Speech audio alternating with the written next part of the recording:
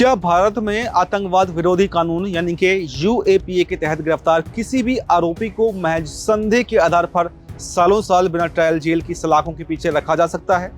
क्या देश की सुरक्षा और संप्रभुता के नाम पर किसी नागरिक की व्यक्तिगत स्वतंत्रता और उसके जीने के अधिकार को अनिश्चित काल के लिए बंधक बनाया जा सकता है?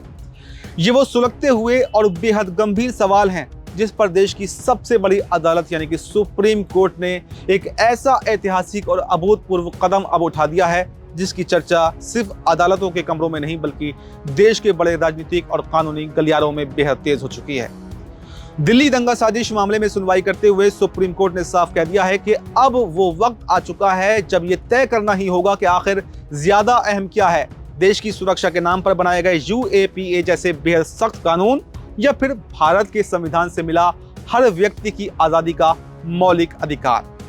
अदालत ने इस मामले को सीधे एक बड़ी संवैधानिक बेंच के पास भेजने का रास्ता भी साफ कर दिया है जो आने वाले समय में यूएपीए के तहत चलने वाले हर एक मुकदमे की दिशा और दशा को हमेशा के लिए बदल कर रख सकता है। आज की इस स्पेशल रिपोर्ट में हम कोर्ट रूम के भीतर चली उस ऐतिहासिक बहस, 2 आरोपियों को मिली अंतरिम जमानत और एनसीआरबी के उन चौंकाने वाले आंकड़ों का पूरा सच आसान भाषा में आपके सामने परत दर परत रखेंगे। तो चलिए इस वीडियो को शुरू करते हैं। इस पूरे मामले की कानूनी गहराई को समझने के लिए हमें सबसे पहले दिल्ली दंगा साजिश मामले के उस घटनाक्रम को देखना होगा जिसमें लंबे समय से जेल में बंद जेएनयू के पूर्व छात्र उमर खालिद और शर्जील इमाम ने सुप्रीम कोर्ट से जमानत की गुहार लगाई थी। याचिकाकर्ताओं की तरफ से अदालत में लगातार ये दलील दी जा रही है कि वो पिछले कई सालों से बिना किसी दोष सिद्धि के जेल की काल कोठरी में बंद हैं, लेकिन उनके खिलाफ चल रहे मुकदमे की सुनवाई यानी कि ट्रायल अभी तक शुरू भी नहीं हो पाया है। इसी गंभीर मुद्दे पर सुनवाई करते हुए सुप्रीम कोर्ट के माननीय जस्टिस अरविंद कुमार और जस्टिस पीबी वराले की बेंच ने एक बहुत बड़ा कदम उठाया। अदालत ने साफ शब्दों में कह दिया है कि कोई छोटा मोटा या सामान्य कानूनी विवाद नहीं है बल्कि ये सीधे तौर पर देश के संविधान की आत्मा और नागरिक अधिकारों से जुड़ा हुआ एक बेहद गंभीर सवाल है।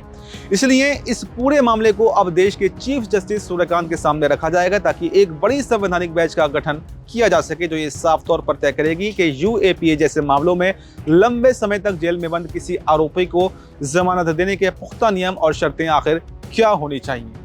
इस हाई प्रोफाइल सुनवाई के दौरान दिल्ली पुलिस की तरफ से भी अदालत में बेहद आक्रामक दलीलें पेश की गईं। पुलिस के वकीलों का कहना था कि यूएपीए के मामलों में अलग अलग अदालतों द्वारा दिए जा रहे फैसलों की वजह से जमीन पर भारी भ्रम की स्थिति पैदा हो रही है। पुलिस ने तर्क दिया था कि अगर सिर्फ लंबी हिरासत और ट्रायल में होने वाली स्वाभाविक देरी को ही एकमात्र आधार बनाकर खतरनाक आरोपियों को जमानत दी जाने लगेगी तो फिर देश की सुरक्षा के लिए बनाए गए यूएपीए कानून की सख्ती और उसका खौफ पूरी तरह से कमजोर हो जाएगा। लेकिन सुप्रीम कोर्ट ने पुलिस की इस दलील के सामने ये पूरी तरह से साफ कर दिया है कि साल 2021 के ऐतिहासिक केस नजीब बनाम भारत सरकार मामले में सुप्रीम कोर्ट का दिया गया पुराना फैसला आज भी पूरी तरह से प्रभावी है और लागू है। उस नजीब वाले फैसले में सर्वोच्च अदालत ने बहुत ही साफ शब्दों में ये व्यवस्था दी थी कि अगर किसी गंभीर मामले के आरोपी का ट्रायल अत्यधिक समय तक पूरा नहीं हो पाता है और वो लंबे समय तक जेल में सड़ रहा है तो फिर अदालतें व्यक्तिगत स्वतंत्रता को ध्यान में रखते हुए उसे जमानत पर रिहा कर सकती हैं, भले ही उस पर यूएपीए जैसी सख्त धाराएं ही क्यों ना हो। यानी अगर देखें तो सुप्रीम कोर्ट में एक नई जंग इस वक्त छिड़ गई है। सुप्रीम कोर्ट ने अपने ही इस ऐतिहासिक सुनवाई के दौरान देश के फौजदारी कानून के सबसे बड़े और सुनहरे सिद्धांतों को एक बार फिर से दोहराया कि बेल नियम है और जेल अपवाद है। यानी जमानत पाना नागरिक का अधिकार है, उसे जेल में रखना केवल एक अपवाद होना चाहिए। अदालत ने बेहद तल्ख टिप्पणी करते हुए कहा है कि ये सर्वकालिक सिद्धांत यूएपीए जैसे कड़े आतंकवाद विरोधी कानूनों पर भी पूरी तरह सामान्य रूप से लागू होता है। कोर्ट ने साफ कर दिया है कि यूएपीए की धारा 43D क्लॉज 5 जो जमानत पर कड़े प्रतिबंध लगाती है उसका इस्तेमाल किसी भी नागरिक को बिना ट्रायल के अनिश्चित काल तक जेल में ठूस कर रखने के एक हथियार के रूप में बिल्कुल भी नहीं किया जा सकता। अगर केवल शुरुआती और अपुष्ट आरोपों के आधार पर लगातार किसी की जमानत रोकी जा रही है और उसका मुकदमा सालों साल आगे न बढ़ पा रहा है तो ये स्थिति न्याय देने के बजाय आरोपी को बिना जुर्म के साबित हुए सजा देना जैसा बन जाती है, जो कि न्याय शास्त्र के सिद्धांतों के बिल्कुल खिलाफ है। इसी मानवीय दृष्टिकोण को अपनाते हुए सुप्रीम कोर्ट की बेंच ने इसी मामले के 2 अन्य सह आरोपियों अब्दुल खालिद सैफी और तस्लीम अहमद को 6 महीने की अंतरिम जमानत की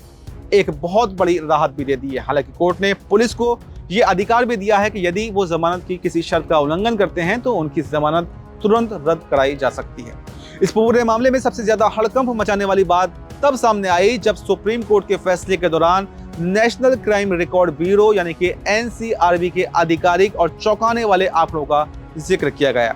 अदालत ने बेहद चिंता जताते हुए देश के सामने यह हकीकत रखी कि साल 2019 से लेकर 2023 के बीच दर्ज हुए कुल यूएपीए मामलों में अदालतों द्वारा दोषसिद्धि की दर यानी कि कन्विक्शन रेट बेहद निराशाजनक और बेहद कम रहा है। कई राज्यों में ये महज 1.5% से 4% के बीच ही सिमट कर रह गया है, जबकि जम्मू कश्मीर जैसे संवेदनशील क्षेत्रों में ये कुछ सालों में ये दोषसिद्धि की दर 0% पर सिमट कर रह गई है। आप समझ सकते हैं। सुप्रीम कोर्ट ने आंकड़ों का विश्लेषण करते हुए एक बहुत बड़ा बयान भी दिया है कि ये सरकारी आंकड़े खुद गवाही दे रहे हैं कि यूएपीए के तहत गिरफ्तार किए जाने वाले कुल आरोपियों में से 94 से 98% तक लोगों को अंत में अदालत से बाइज्जत बरी होने की पूरी संभावना रहती है और कुछ विशेष इलाकों में तो ये बरी होने की संभावना लगभग 99% तक भी पहुंच जाती है। अदालत ने इस भयावह स्थिति पर गहरी चिंता व्यक्त करते हुए कहा है कि अगर कोई आरोपी 5 से 7 साल तक सिर्फ ट्रायल के इंतजार में जेल में बंद रहे और अंत में वो पूरी तरह बेगुनाह साबित होकर बाहर आ जाए, बरी हो जाए, तो फिर उसके जीवन के बर्बाद हुए उन कीमती सालों का हिसाब आखिर कौन देगा। ये वर्तमान समय व्यवस्था की कार्यप्रणाली पर एक बहुत बड़ा और गंभीर प्रश्न चिन्ह भी खड़ा करता है। हालांकि सुप्रीम कोर्ट ने इस वर्तमान आदेश के जरिए सीधे तौर पर उमर खालिद को तुरंत रिहा करने का कोई भी आदेश पारित नहीं किया, लेकिन अदालत की इस बेहद तल्ख और संजीदा टिप्पणियों ने भविष्य के तमाम यूएपीए मामलों के लिए एक नई कानूनी लकीर जरूर यहाँ पर खींच दी है, विशेषकर उन मामलों में जहां पर सैकड़ों आरोपी सालों से सिर्फ अपने ट्रायल शुरू होने का इंतजार कर रहे हैं। उनके लिए ये आदेश एक बहुत बड़ी उम्मीद की किरण बनकर सामने आया है। ये फैसला इस पुरानी और राष्ट्रीय बहस को एक बार फिर से धार दे रहा है कि आखिर राष्ट्रीय सुरक्षा की लक्ष्मण रेखा और आम नागरिक की स्वतंत्रता के बीच की असली सीमा कहां पर तय होनी चाहिए। और अगर दोषसिद्धि की दर इतनी ही कम है तो क्या लंबी जेल की हिरासत खुद में एक अघोषित सजा बनती जा रही है? सुप्रीम कोर्ट की इस बेहद गंभीर टिप्पणी पर और बड़ी बेंच के पास भेजे गए इस पूरे मामले पर आपकी क्या राय है? क्या इस जो सुप्रीम कोर्ट ने टिप्पणी की है वो ठीक है, या फिर ट्रायल शुरू होने से पहले भी किसी व्यक्ति को मात्र आरोप के आधार पर सालों तक जेल में रखना ठीक है? आपकी जो भी राय हो हमें कमेंट बॉक्स में जरूर दें। फिलहाल हमें दीजिए इजाजत। नमस्कार।